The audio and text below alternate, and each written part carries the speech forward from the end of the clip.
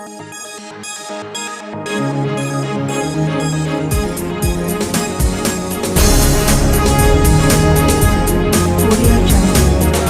पंकज राज, हमारे समक्ष जो उपस्थित हैं आज वो वार्ड नंबर 24 के पार्षदपति अनिल कुमार जी हैं। मैं उनसे कुछ वार्तालाप करूंगा, उनके बारे में जानूंगा, उनके क्षेत्र के बारे में जानूंगा कि किस प्रकार लोगों का मदद किए हैं। सर, जनता की आवाज़ न्यूज़ 24 में आपका सर स्वागत है। धन्यवाद, नमस्कार। सर, आप आप जो पार्षदपति हैं सर, आप सर अपने क्षेत्र और अपने लोगों के लिए सर क्या क्या किया उसके बारे में सर आप बताएंगे? हाँ, यहाँ तो जनता का 2002 से ज्ञानवती देवी जो मेरी पत्नी है जीत रही हैं, कि चौथा टर्म है, और हमने जितने भी वार्ड में करीब 90% से ऊपर सभी गलियों का नाला का निर्माण करा दिया गया है। 10% जो है बाकी अभी काम लगा हुआ है। लोग को वृद्धा पेंशन, विकलांग पेंशन, विधवा पेंशन सभी को बनवा कर दिया गया है। पानी का कमी था, पानी के लिए पानी टंकी का निर्माण कराया गया। जगह जगह हर एक पोल पे बिजली पोल पे लाइट लगा हुआ है। जो भी हम लोग से होता है जनता के सुविधा के लिए किया जा रहा है। जो बचा हुआ काम उसमें लगे हुए हैं, पूरा किया जा रहा है। सर, आपसे मेरा दूसरा सवाल ये है कि ये जो 2020 में जो बिहार विधानसभा का जो चुनाव होने वाला है, इसमें सर आप सर किसका चेहरा देखना चाहते हैं, नया या फिर पुराने वाले माननीय नीतीश कुमार जी का? इस पर सर आपका क्या राय है? चेहरा तो नया होना चाहिए। अब ये आज आप जनता के बीच घूमिए, यहाँ नितिन नवीन जी हैं विधायक हमारे। ये पिताजी जब तक थे काम बहुत अच्छा हुआ। ये तो जब जीतने के बाद फिर पब्लिक में दिखाई नहीं देते हैं, नहीं इनका कहीं पर कोई काम दिखाई दे रहा है।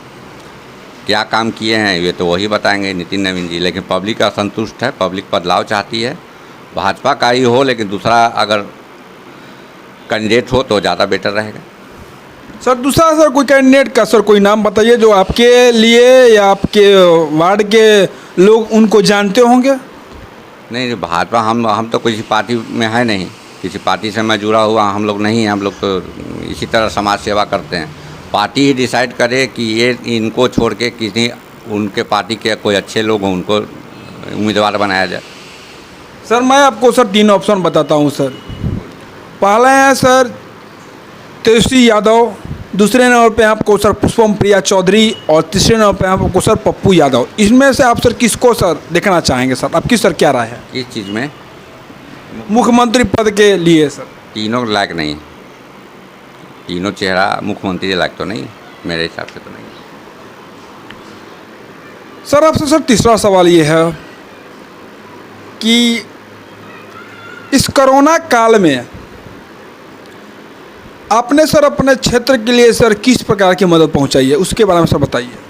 हाँ, हमने रोज़ शाम को कंटिन्यू 500 से 550 लोगों का खाना वितरण अपने द्वारा, अपने पैसे से, निजी पैसे से खाना पैक कराकर हमने बंटवाया है। जिसका लोग यहाँ के लोग बताएंगे, जो गरीब लोग हैं अपना रोज़ आकर शाम के शाम मेरे यहाँ से ले गए खाना, कंटिन्यू बंटवाए। राशन जो भी हमसे हो सका, चावल गेहूँ अपना तरफ से घर घर पहुँचाए। या और बाकी जो NGO वगैरह जो थे वो भी लोग को अपना मदद किए हैं, बाहर से आके भी लोग पब्लिक में बांटे। सर, जो भी सर सरकार की तरफ से जो भी सर फंड आया था सर, वो सर आपको मिला था या नहीं मिला था सर? सरकार का 1 रुपया हम लोग नहीं जानते हैं, ना हम लोग को किसी प्रकार की जानकारी है, ना सरकार के द्वारा किसी प्रकार का वितरण किया है। हम लोग पर्सनल, जैसे हमने अपने लिए अपने तरफ से पब्लिक को बांटा खाना, उसी तरह से NGO वाले लोग जिनको जहाँ सक्षम थे लोगों को मदद किए। सरकार की तरफ से कोई ऐसा नहीं आया है कि किसी को मदद दिया गया। ऐसे तो सर सुनने में आया कि सरकार की तरफ से फंड आती है, वो पब्लिक के बीच मतलब वार्ड पार्षद चाहे जो हो गए, ये पंचायत में जो मुखिया हो गए, सभी लोग के पास मतलब पहुंचता है। आप सर बोल रहे हैं नहीं पहुंचता, ये सर कहाँ तक सर बात सही है सर? हम लोग के पास तो नहीं पहुंचा है, और इसकी जानकारी आप सरकार से पूछिए कि कहाँ हम लोग के यहाँ भेजे हैं या मेरे वार्ड में किसी जनता को उपलब्ध कराया गया है तो वो बताएं, दिखाएं। मतलब जो भी सर कोरोना काल में सर जो भी आप मदद किए हैं, आप सर अपने तरफ से मदद किए हैं सर? बिल्कुल अपना पैसा लीजिए, अपना पैसा बैंक से निकाल के खाना बनवा के बंटवाए, राशन खरीद के बंटवाए, और वो आप घूम के पूछ सकते हैं गरीब लोगों के बीच में जाके। सर आपसे सर मेरा सर चौथा क्वेश्चन सर ये है कि इस बार जो ये आचार संहिता लागू हुआ है इलेक्शन को लेकर, इसमें सर कितने मंत्री हैं, विधायक हैं, सांसद हैं जिनको आचार संहिता का उल्लंघन करने में बहुत ही आनंद आता है? जैसे आचार संहिता में सर ये होता है कि आप ये सम्मेलन नहीं कर सकते हैं, दौरा नहीं कर सकते हैं, बहुत सारे ऐसे चीज़ होते हैं सर, मगर वो लोग आचार संहिता का भी सर उल्लंघन करते हैं सर। उन पे सर आपका उस पे सर आपका सर क्या विचार है? ये सर कहाँ तक सही है सर? आचार संहिता का जो उल्लंघन कर रहे हैं, चुनाव आयोग उन पर कार्रवाई करें, और चुनाव आयोग का काम है कार्रवाई करने के लिए। आचार संहिता का उल्लंघन तो जनरल उम्मीदवार लोग तो करते ही हैं। काफ़ी गहराई से अगर छानबीन होगी, उस पर पीछे लगिएगा तो लगभग 90% उम्मीदवार लोग को आचार संहिता का उल्लंघन करते हुए पाएंगे। इस बार जो सर आचार संहिता जो लागू हुआ है सर, बहुत ही सख्त लागू हुआ है आचार संहिता लागू, ठीक है, बट सर इस पे आप जो बोल रहे हैं सर, इसमें सर कुछ मिली भगत सर सरकार का भी होता है सर, आपको ऐसा लगता है सर?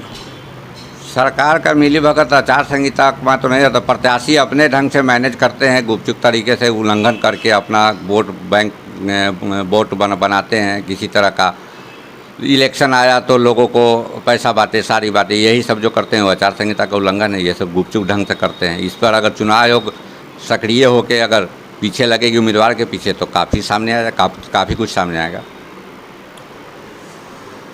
एक माननीय नीतीश कुमार जी ने मतलब जो भी है वार्ड पार्षद या सांसद या नेता, यहाँ तक कि जो मुखिया जी लोग हैं, उन लोग का बहुत बड़ा हथियार है, एक स्टेटमेंट है। माननीय नीतीश कुमार जी ने बहुत पहले से बोला है कि गरीबी मिटाओ, गरीबी मिटाओ। मगर सर आपको क्या लगता है सर, गरीबी मिट रही है ऐसे या फिर गरीबों को मिटा रहे हैं माननीय नीतीश कुमार जी ये इस शब्द को बोलकर? सर ये तो सर बहुत बड़ा हथियार है मतलब राजनीति के लिए। सर इस पर सर आपका क्या विचार है सर? गरीबी मिटने का, जहाँ तक गरीब को सुनता कौन है? गरीब का अभी मेरे यहाँ जो आवेदन आवास के लिए जो प्रधानमंत्री आवास योजना के अंतर्गत आया है, एक भी व्यक्ति को मकान बना के नहीं दिया गया जो झोपड़पट्टी में रह रहे हैं। कैसे कहिए गरीबी मिटाने का प्रयास किया जा रहा है? वो लोग तो और गरीब से गरीब होते जा रहे हैं। अभी तो लॉकडाउन में उन लोग को खाने की स्थिति के बहुत लाला पड़ा हुआ है। लोग को किसी तरह जीवन गुजार रहा है लोग। सर आपसे सर मेरा 5वां क्वेश्चन सर ये है कि माननीय नीतीश कुमार जी ने एक बहुत ही ज़बरदस्त स्टेटमेंट दिया है जो लेटेस्ट है सर, कि जो गरीब स्तर के लोग हैं, ST SC या अति पिछड़े, उनके घर में किसी का मर्डर हो जाता है या हत्या हो जाती है तो उनको सरकारी नौकरी देने का प्रस्ताव दिया गया है। माननीय नीतीश कुमार जी ने ऐसा बोला। हम सर आपसे सर ये पूछना चाहते हैं कि ये सर माननीय नीतीश कुमार जी ने ऐसा स्टेटमेंट क्यों दिया, या सर मरने के बाद ही सर सरकारी नौकरी क्यों मिलेगी? सर जीते जी जो ST SC या अदर बैकवर्ड कास्ट के जो लोग हैं उनको सर जीते जी ने सरकारी नौकरी सर क्यों नहीं देना? इस पर सर आपका सर क्या विचार है? आप सर क्या कहना चाहेंगे सरकार को? मरने के बाद नौकरी देने से ये तो अपराध बढ़ेगा। जो घर में बूढ़े बुजुर्ग हैं उनके जो हैं बाल बच्चा लोग मारेगा लोग। और ये तो स्टार्ट हो गया। एक जगह आपको देखे होंगे चैनल पे दे रहा था कहीं का कि नालंदा का सर, नालंदा का पुत्र ने पिता को मार दिया, बाद में जांच में पाया गया। तो ये अपराध बढ़ेगा। ये घर घर में लड़ाई लगा दिए हैं और हत्या घर के लोग ही अपना परिवार के लोग करेंगे नौकरी के चलते। ऐसा नहीं होना चाहिए, गलत है, गलत किया गया है। सर इससे सर अराजकता और ये क्राइम जो रेट है वो अभी बिहार का कुछ कम है, उससे सर और मतलब ये जंगल राज हो जाएगा सर, ऐसा आपका कहना है सर? जंगल राज तो अभी तो 2 साल में आप देखिए तो अपराध बहुत ज़्यादा बढ़ गया है, कंट्रोल नहीं है, प्रशासन बेकाबू है। और पहला ये टर्म नीतीश जी का बहुत अच्छा नहीं रहा, बहुत स्थिति बहुत ख़राब है।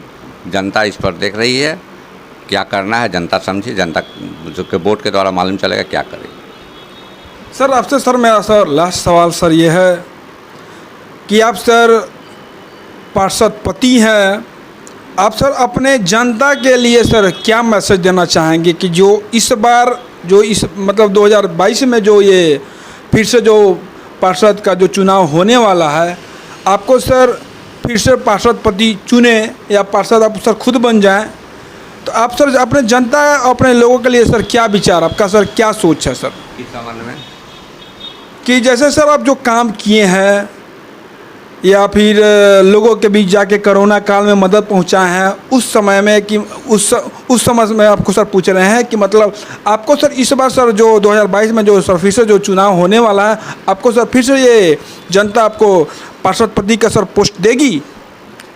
जनता पर तो हमने जनता के बीच काम किया है। जनता तो पिछले 4 बार से तो जिताते आई है ज्ञानवती देवी को, और हमने अपना पूरे बिना छल बल का काम किया है पब्लिक के लिए। किसी का कहीं कोई इसमें शिकायत का मौका हमने पब्लिक को नहीं दिया है। जो हमसे बना उससे ज़्यादा जो पावर जनता ने दी है उससे ज़्यादा अपने द्वारा मदद करके हम काम करते हैं हम लोग। और उसके बाद जनता की इच्छा होगी तो रहेंगे, नहीं इच्छा रहेगी तो जनता दूसरे को चुनेगी, कोई दिक्कत नहीं। आपने सुना सर ने अपने क्षेत्र के लिए अपने लोगों के लिए बहुत ही अच्छी तरह से सहायता की है, मदद पहुंचाया है। सर का जैसा कहना है जो भी फंड आता है सरकार से, सर के लोग के पास एक भी रुपया का फंड नहीं पहुंचा है। और सर का जिस तरह से व्यवहार है, मैं तो यही कहूँगा कि ऐसे पार्षद पति को जनता पुनः फिर से पार्षद पति चुने, क्योंकि ऐसे विचार वाले लोग बहुत कम ही होते हैं। ऐसा हमारा जनता से कहना है। जनता की आवाज़ में बात करने के लिए सर बहुत बहुत धन्यवाद सर। धन्यवाद।